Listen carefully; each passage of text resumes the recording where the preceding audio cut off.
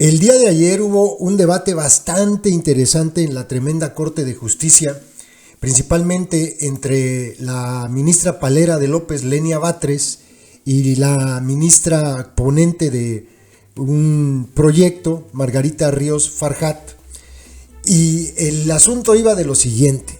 Se acordarán ustedes que hubo un juicio de procedencia contra el delincuente Francisco Javier García Cabeza de Res, aliado del Cártel del Golfo, delincuentazo él.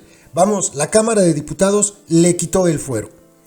Pero entonces el Congreso de Tamaulipas dijo que no le podía quitar el fuero la Cámara de Diputados, o sea, el gobierno federal, el Congreso federal más bien, porque el fuero que tienen los gobernadores se lo otorgan los estados, no la federación.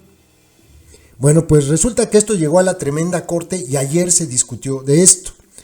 Les leo un poquito de lo que publicó Aristegui sobre este asunto para que se comprenda mejor y después les voy a dejar las dos ponencias, las dos visiones, la de Lenia Batres, ministra palera de López, y la de la ministra ponente de este proyecto, Margarita Ríos Farjat. Bueno, este debate se impuso, en este debate se impuso la visión de que la Constitución Federal permite a los congresos estatales ejercer de manera soberana facultades como órganos terminales respecto de procedimientos tales como la declaratoria de procedencia.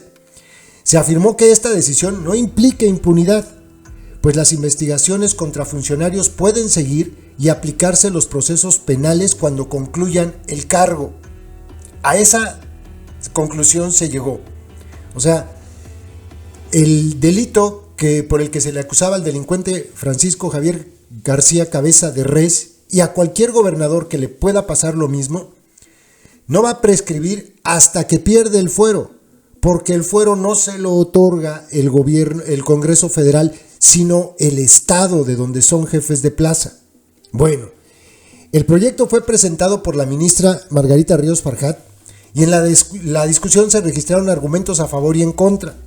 La sesión subió de voltaje, dice Aristegui Noticias, cuando la ministra palera de López, Lenia Batres, acusó a la ministra ponente, Margarita Ríos Farjat, de hacer un estudio con subjetividad y discrecionalidad, además de estar haciendo interpretaciones exactamente contrarias a lo que ella decía eran asuntos similares. Su argumento es que la Cámara de Diputados tiene la última palabra en la declaratoria de procedencia, o sea, en quitarle el fuero. La ministra presidenta, Norma Piña, le respondió al señalamiento de subjetividad y discrecionalidad al notar que la ministra comparó asuntos totalmente diferentes. La ministra Ríos Farjat respondió que los asuntos mencionados por la ministra palera, Lenia Batres, no están relacionados con el tratado de la sesión de este día, del día de ayer. Exigió que en la Suprema Corte no se debe contribuir a la desinformación de la sociedad, sobre todo al mencionar temas que no están conectados. Es decir, lo que alegaba Lenia Batres nada tenía que ver con el tema que se estaba tratando. Su argumento, el argumento de la ministra Margarita Ríos Farjat fue que la Constitución claramente establece que los estados tienen la última palabra al definir el fuero de los funcionarios locales. Ahora, esto no es que se le haya ocurrido a la ministra Ríos Farjat, es que le lee el artículo de la Constitución que así lo dice. Se lo lee. Y Lenia Batres alega que le estaban dando impunidad a Francisco Javier García Cabeza de Res, el delincuente. A ver, adoctrinaditos vicariantes. A mí no me gusta que los funcionarios tengan fuero, para empezar. Pero si la Constitución dice que deben tener fuero y que quien les puede quitar el fuero a los gobernadores es el Congreso de cada estado donde estén ellos gobernando, ¿qué puedo hacer yo aunque no me guste? Nada. Esa es la ley. Así está la ley. A lo mejor a los ministros que votaron en favor del proyecto de Margarita Ríos Farjat no les gusta lo que están leyendo, no les gusta siquiera que haya fuero, pero es que ellos no están para que se cumpla o hacer cumplir lo que no les guste. sino para que se cumpla lo que dice la Constitución. ¿Sí me explico? No es difícil de entender, adoctrinaditos vicariantes. Es muy sencillo. Se los voy a poner con manzanitas. Fíjense ustedes, a lo mejor en la Constitución, es un ejemplo, pero pues se lo bajamos al nivel de adoctrinaditos vicariantes para que lo comprendan.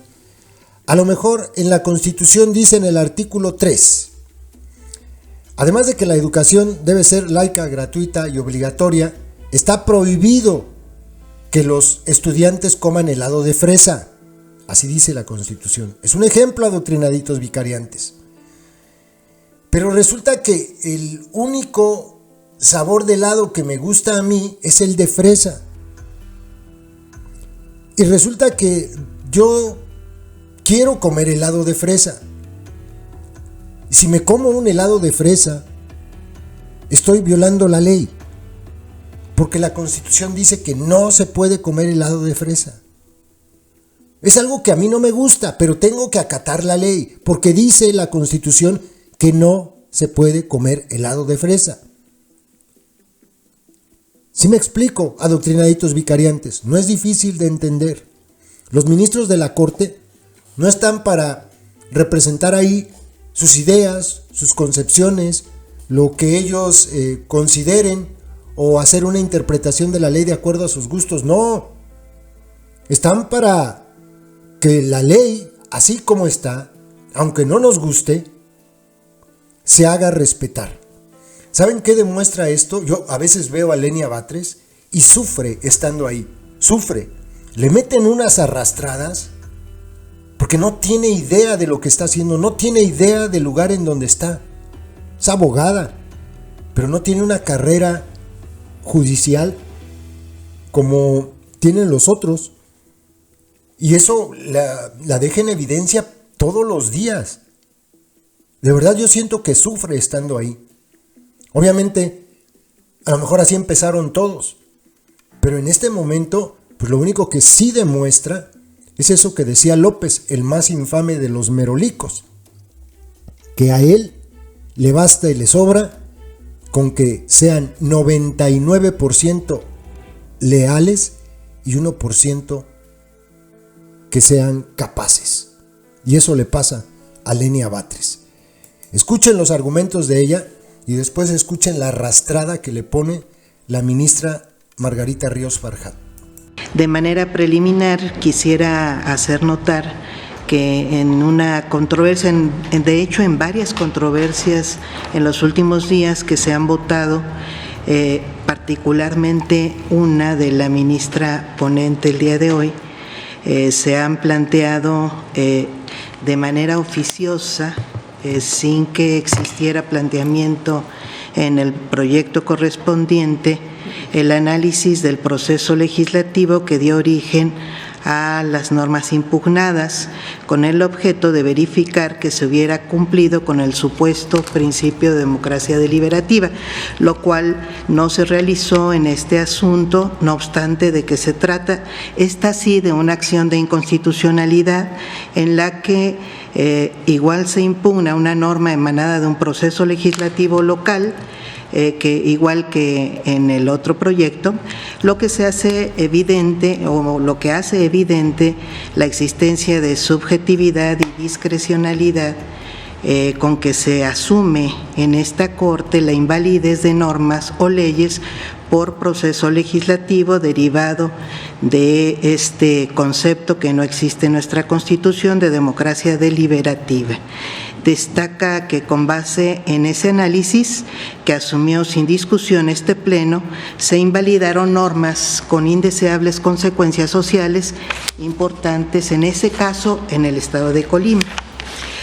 No puedo tampoco dejar de hacer mención que sostener dos interpretaciones en sentido absolutamente contrario, como igualmente válidas, como ha sucedido sobre este tema tan importante en menos de 2 semanas, vulnera, creo yo, la fortaleza de nuestra Carta Magna.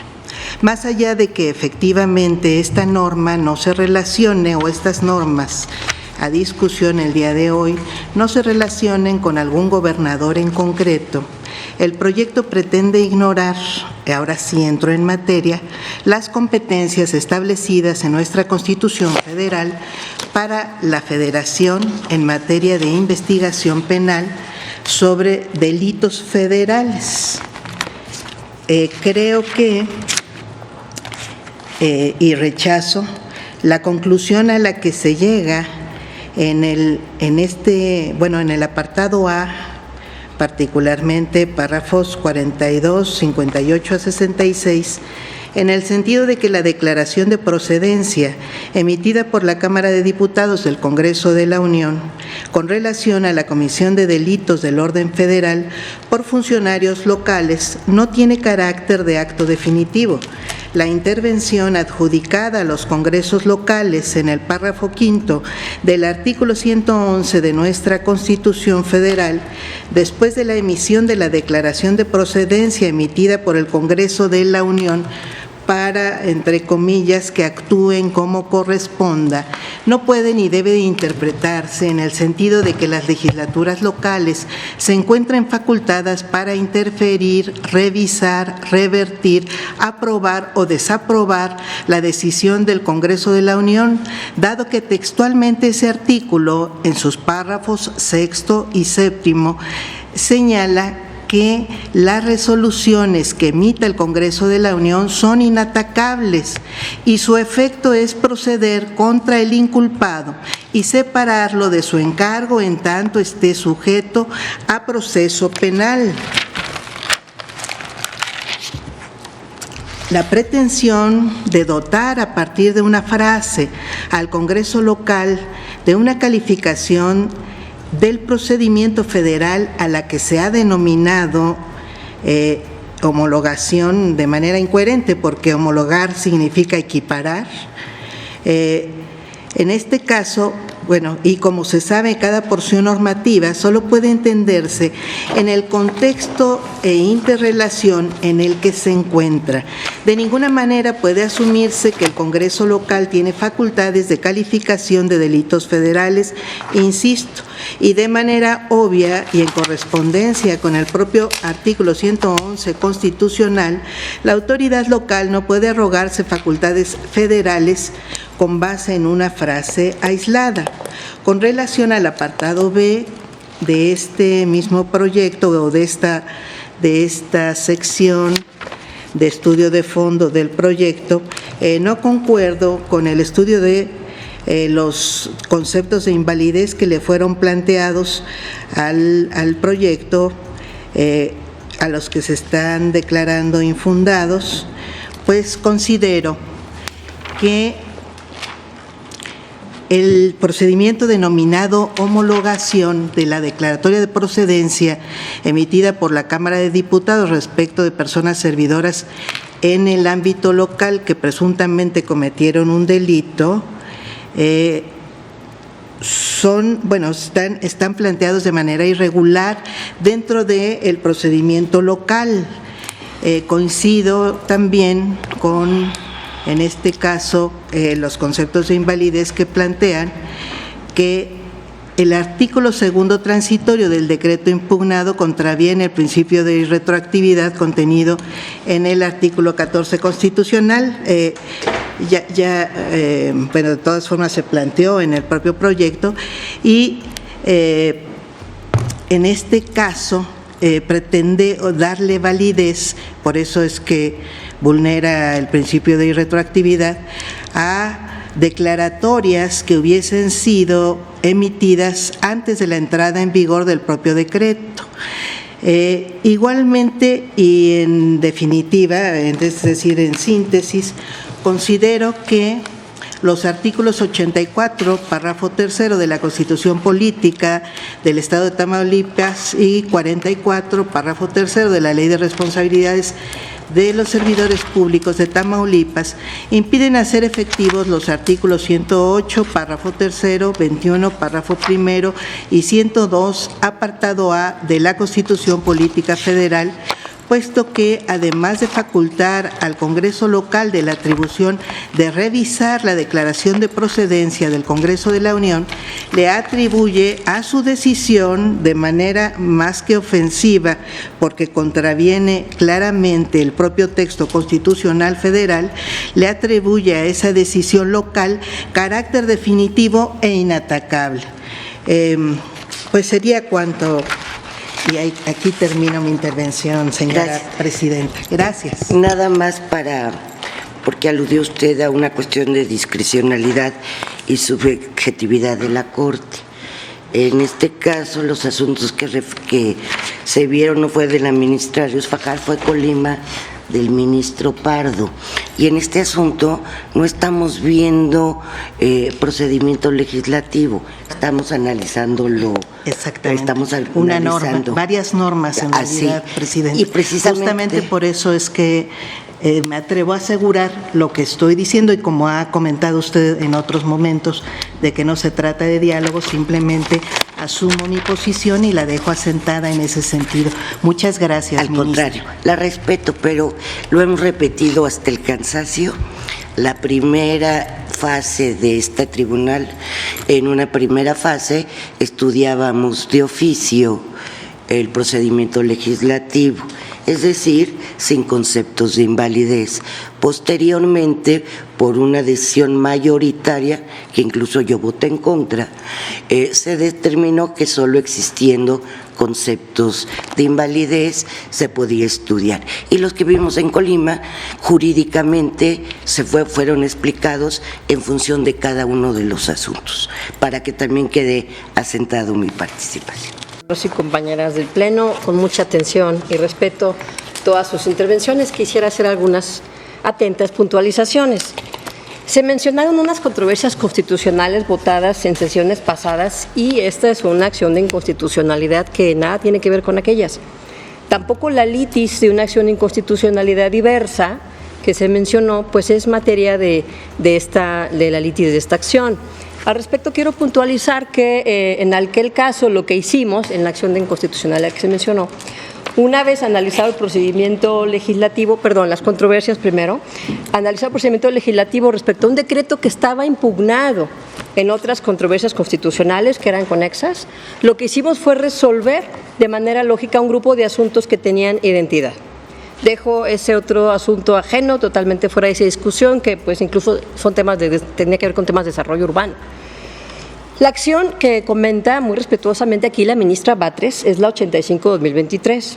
Ahí se revisó el procedimiento legislativo y se concluyó su convalidación, pero de ninguna forma fue una revisión oficiosa. En el proyecto y en la sesión cuando lo presenté, indiqué que fue un concepto de invalidez hecho valer por la accionante de esa acción y que había que darle respuesta a ese argumento porque había sido hecho valer, y la respuesta dada, propuesta, fue que el procedimiento legislativo era correcto. En esta misma tesitura conviene aclarar que en este caso no están planteadas violaciones al procedimiento legislativo, ya me refiero al asunto que nos ocupa el día de hoy, y la propuesta de incorporar normas que no se reformaron. Se mencionó primero, o creí oír, y subrayo esto que creí oír, que este proyecto hacía un análisis de procedimiento legislativo. Posteriormente se dijo que no, que en este proyecto no, sino en uno de hace 10 días. Sea como fuere, reitero que aquí no se hace ningún estudio oficioso, pero que tampoco se hizo allá, sino que era un concepto de invalidez que atendimos. Por otra parte, rechazo que se hayan sostenido dos criterios distintos y más con cierta connotación negativa. Lo único que se ha presentado en la sesión de discusión es este asunto. Quienes somos ponentes podemos presentar una primera alternativa de solución, porque seguimos reflexionando hasta que se presenta o incluso cuando se presenta. Algunos compañeros no pocas veces se convencen de los argumentos de los demás a la luz de la discusión. Es perfectamente correcto. O incluso avanzan en una reflexión personal distinta, como pasó en la segunda sala con el amparo en revisión 7.472 de 2019, que se presentó primero en un sentido, no otorgando el amparo, y fue cambiando de forma hasta someterse ante dicha sala como un sentido de amparando. Esta es una decisión que responde a las reflexiones de los ponentes hasta en tanto no se vote el asunto. respetuosamente considero que debemos ser muy cuidadosos en no contribuir a un clima de desinformación de la sociedad. Un criterio es el que se sostiene en el seno de este órgano constitucional y que puede ser ajustado por decisión y participación de todos. De eso se trata una decisión colegiada. Un criterio colectivo pues, es sentencia. Un criterio individual, pues al expresarlo cada uno de nosotros. Aquí no hay ningún criterio distinto en el proyecto que se presenta, o inconducente o incongruente. Por otra parte, respetuosamente considero que las posiciones se asumen a partir de los proyectos y por eso es necesario ceñirnos a lo que el proyecto efectivamente propone o a las cosas que tengan que ver concretamente con el tema de discusión. Aquí el proyecto no reflexiona el procedimiento legislativo, como ya mencioné, de manera que mencionar esto a la luz del presente asunto, sin puntualizar que el comentario se refiere a un asunto totalmente diverso, quizá no brinda claridad del tema que se discute y puede contribuir de alguna manera involuntariamente a que el pueblo de México comprenda con poca claridad el quehacer de una institución del Estado que tiene impacto en sus vidas.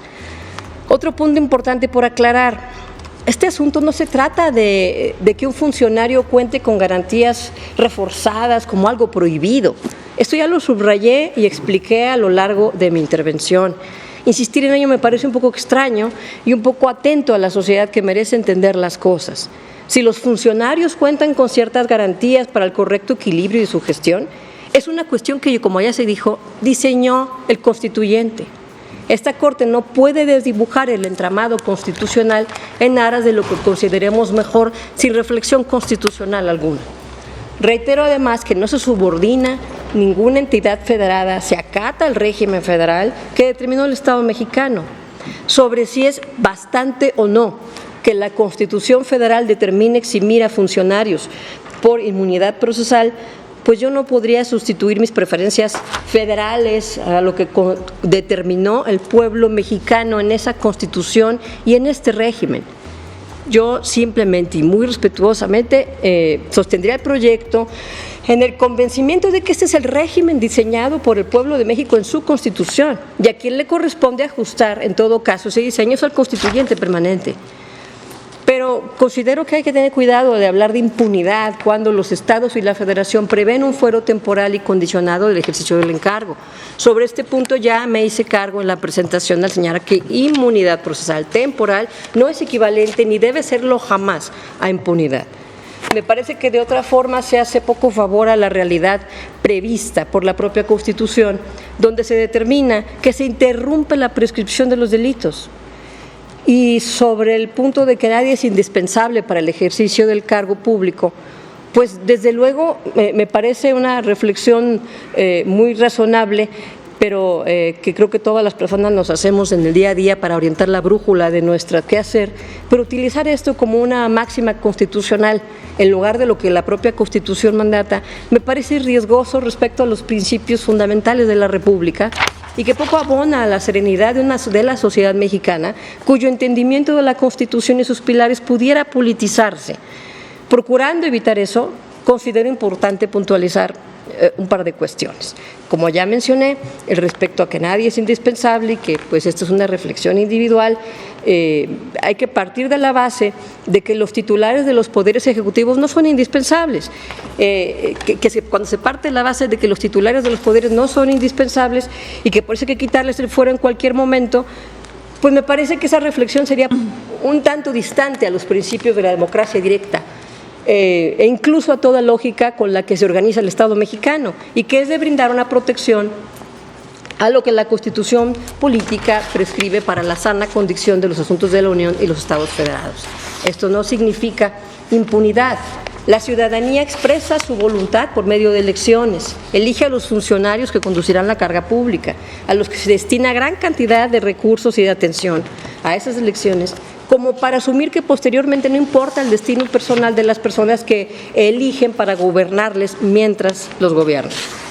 Por estas razones, y dado que los temas que atentamente tocan quienes se han pronunciado en contra del proyecto, ya los abordé en mi presentación, me resta simplemente reiterarlo. El proyecto no propone impunidad alguna, no propone impunidad alguna. propone el respeto a la Constitución política del país y al régimen federal que ésta dispone. El proyecto tampoco entraña ningún detrimento a la competencia de las autoridades federales, como el Congreso de la Unión y la Fiscalía General de la República. Sobre que el proyecto constituya un manto de impunidad, es una expresión que firme y respetuosamente no comparto, y considero que no se sostendría a la luz de una relectura del proyecto y de la amplia presentación que se hizo del mismo, donde anticipé y di respuesta puntual a cada una de las preocupaciones. Podrá coincidirse con el sentido del proyecto o no, pero no estaría de acuerdo en imponer al proyecto calificativos confusos y metafóricos con poco asidero en su realidad práctica. Un manto de impunidad también puede crearse cuando la voluntad del pueblo de México, expresada en su Constitución Federal, no se atiende. Sería un manto con dueño y ese dueño sería la inseguridad jurídica. Este proyecto, me parece, procura abonar a lo contrario. Sigue una lógica que, reitero, se puede coincidir con ella o no, dependiendo de nuestra interpretación constitucional sobre el federalismo y la taxatividad de la Constitución. Sobre de dónde se saca que los estados federados sean soberanos en su régimen interior y sobre lo que pueden hacer, pues partimos de la taxatividad de los artículos 40 y 124 constitucionales, leo el 124. Las facultades que no están expresamente concedidas por esta Constitución a los funcionarios federales se entienden reservadas a los estados o a la Ciudad de México en el ámbito de sus competencias. Es redacción expresa de la Constitución y por lo tanto esta interpretación es estricta. En otro aspecto, sobre si podíamos o no abordar el segundo párrafo de la reforma local, es decir, sobre que el hecho de que Tamaulipas regule esta no homologación, pues como ya dijo la presidenta, lo votamos en el capítulo de normas impugnadas. Esto no significa que no se pueda atender. Lo que este tribunal pudiera hacer al respecto, en todo caso, y porque lo hemos hecho, es invalidar ese párrafo por extensión.